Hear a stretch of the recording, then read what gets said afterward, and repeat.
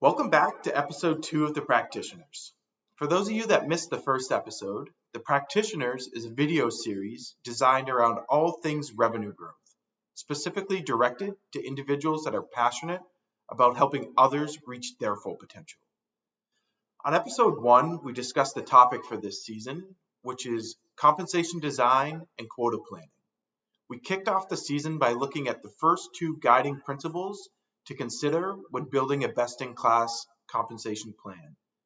Those were strategic alignment and the process of determining who's eligible for compensation.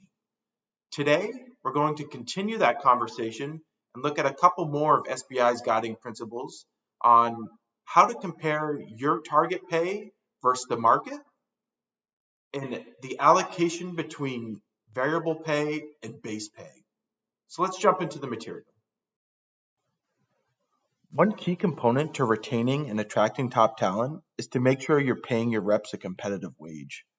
While most organizations target the median pay, there are several factors that inform a company's compensation philosophy. You can see some of those factors listed down the left-hand side of this slide. The first I want to touch on is talent availability. If the supply of talent is greater than demand, then you can pay below market. The second factor I want to talk on is the rep productivity and target performance. The more you expect out of your reps, the more you should be paying them. And the final factor would be brand awareness. If you have a high brand awareness, think Apple, Google, they have the ability to pay below market because people want to go work for those companies. In addition to the qualitative factors, during an SBI engagement, we typically conduct a target pay analysis to see how the compensation plans compare to the market rate. This is done by leveraging multiple different sources, such as our own internal database, industry market surveys. In addition to these, we also leverage third-party vendors.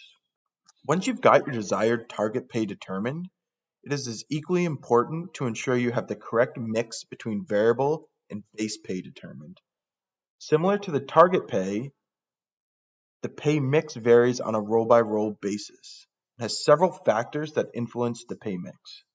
For this section, I'd like to focus your attention on the top right corner of the slide, where you can find some of SBI's guiding principles on pay mix guidelines. Placing more weight on base pay is acceptable when the product requires minimal sales effort and it has a longer sales cycle. You could place more of the variable pay when job requires a high level of skill and there's emphasis on account acquisition. I hope this episode's been helpful for you as you start to compare your compensation plans to those of your competitors. Remember, compensation is a big driver in retaining and attracting top talent to your organization. On the next episode, we'll take a deeper dive into opportunity upside as well as plan mechanics. We'll also have our first guest on the series, so I'm super excited and I hope to see you on the next episode.